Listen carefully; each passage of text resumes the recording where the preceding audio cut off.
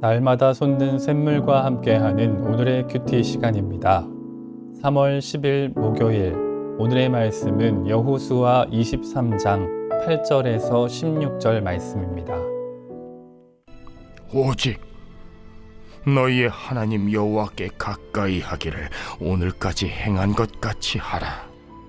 이는 여호와께서 강대한 나라들을 너희의 앞에서 쫓아내셨으므로 오늘까지 너희에게 맞선 자가 하나도 없었느니라.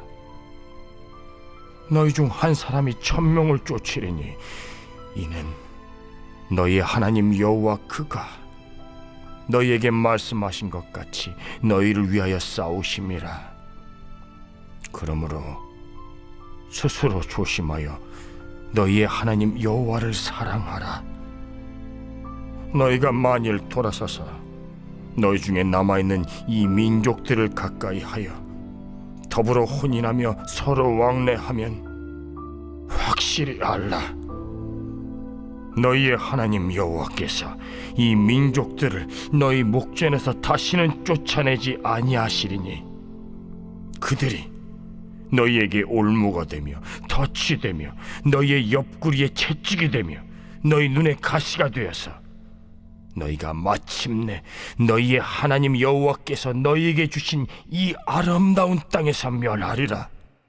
보라, 나는 오늘 온 세상에 가는 길로 가려니와 너희의 하나님 여호와께서 너희에게 대하여 말씀하신 모든 선한 말씀이 하나도 틀리지 아니하고 다 너희에게 응하여 그 중에 하나도 어김이 없음을 너희 모든 사람은 마음과 뜻으로 아는 바라. 너희 하나님 여호와께서 너희에게 말씀하신 모든 선한 말씀이 너희에게 임한 것 같이 여호와께서 모든 불길한 말씀도 너희에게 임하게 하사 너희의 하나님 여호와께서 너희에게 주신 이 아름다운 땅에서 너희를 멸절하기까지 하실 것이라. 만일 너희가 너희의 하나님 여호와께서 너희에게 명령하신 언약을 범하고 가서 다른 신들을 섬겨 그들에게 절하면 여호와의 진노가 너희에게 미치리니 너희에게 주신 아름다운 땅에서 너희가 속히 멸망하리라. 새로운 아침입니다. 여호와 삼마, 하나님은 어디든지 계시는 분이십니다. 봄철이 다가오면 감자와 완두를 시작으로 텃밭에 작물 재배를 시작합니다. 그리고 감자에 싹이 오르기 시작하면 본격적으로 여러 작물을 심고 가꾸게 됩니다. 작물들은 저마다 좋아하는 환경이나 온도, 습도, 토양 등이 가지가지입니다. 또 자라고 성장하는 과정도 다양합니다.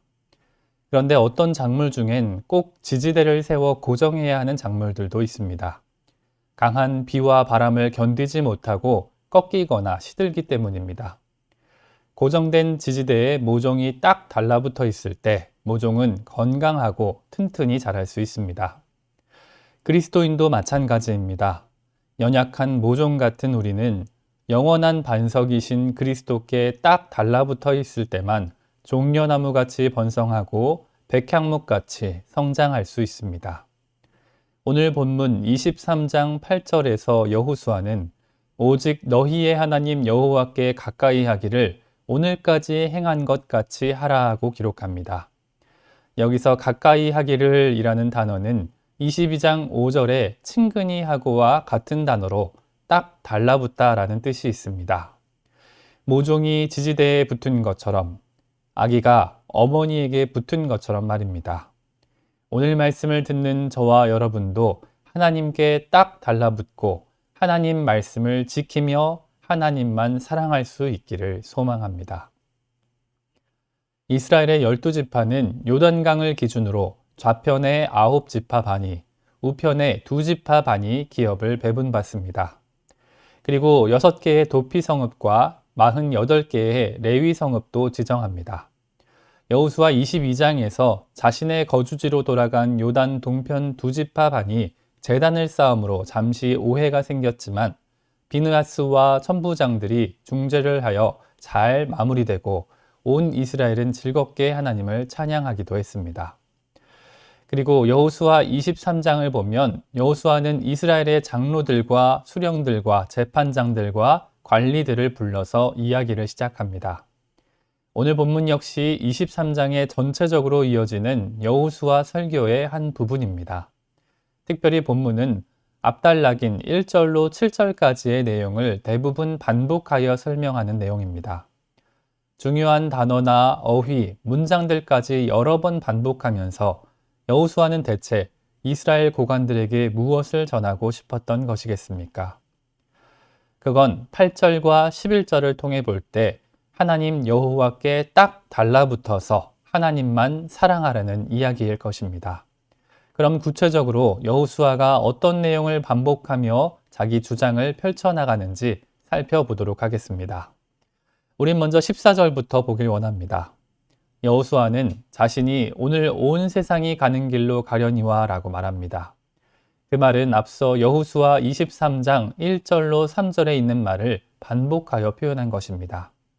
이스라엘의 정복과 기업 배분이 끝난 지 오랜 후 여호수아는 나이가 많아 늙었습니다. 가나안 정복 당시 여호수아와 갈렙은 대표적인 두 명의 노인이었을 것입니다. 그리고 전쟁이 마무리되고 기업 분배를 시작하는 여호수아 13장에 비해 지금 23장의 여호수아는 더욱 나이가 많아 임종이 가까웠다고 느껴집니다. 그리고 그런 여호수아의 관점에서 우린 10절 하반절에 있는 말씀에 집중하길 원합니다. 이는 너희의 하나님 여호와 그가 너희에게 말씀하신 것 같이 너희를 위하여 싸우심이라. 아멘. 이 말씀은 앞서 3절 하반절의 표현을 반복한 것입니다. 여호수아는 자신의 인생과 승리했던 모든 전쟁을 돌아보며 자신이 스스로 한 것은 아무것도 없다는 사실을 분명하게 인식합니다. 자신의 발로 수많은 적의 성읍을 짓밟고 자신의 칼로 수많은 적군의 왕을 진멸했지만 그건 모두 하나님께서 싸우신 결과란 이야기입니다.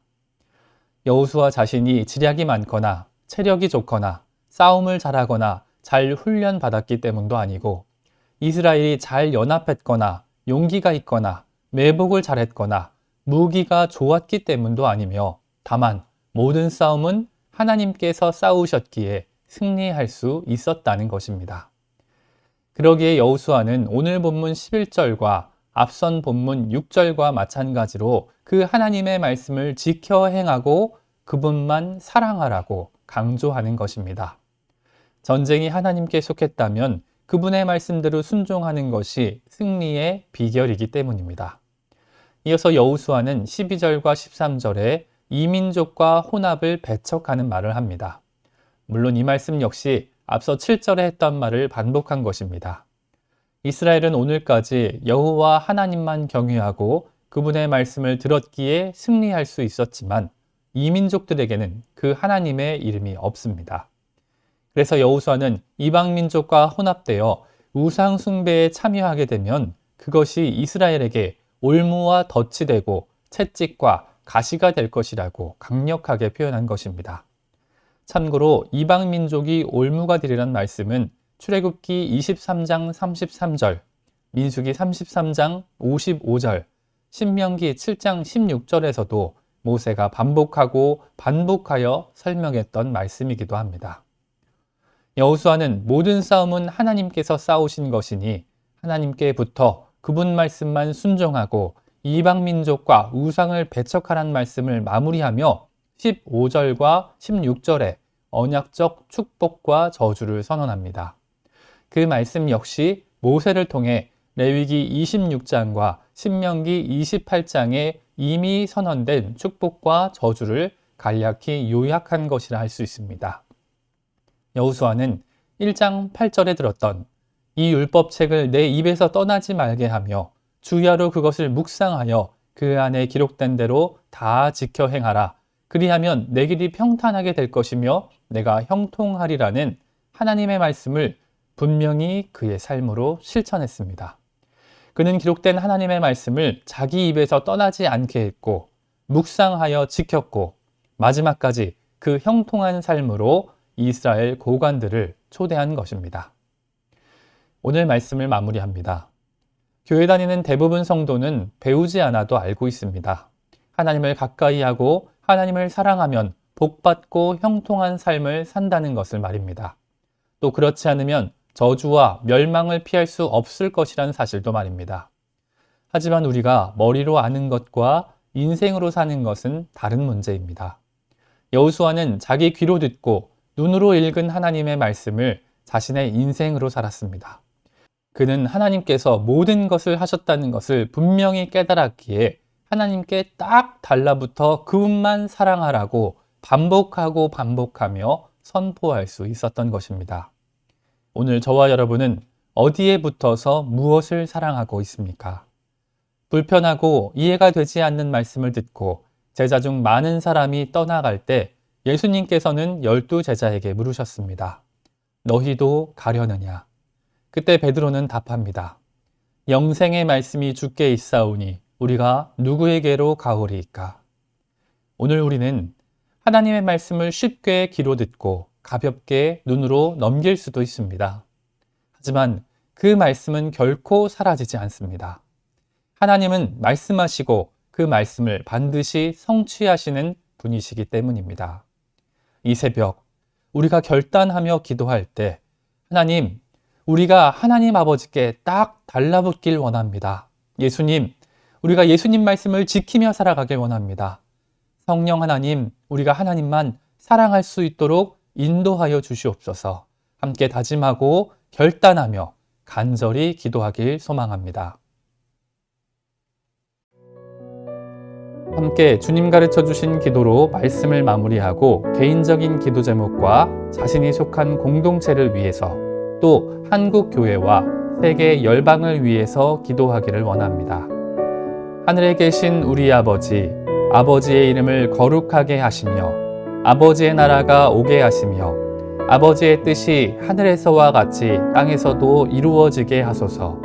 오늘 우리에게 일용할 양식을 주시고 우리가 우리에게 잘못한 사람을 용서하여 준 것 같이 우리 죄를 용서하여 주시고 우리를 시험에 빠지지 않게 하시고 악에서 구하소서. 나라와 권능과 영광이 영원히 아버지의 것입니다. 아멘.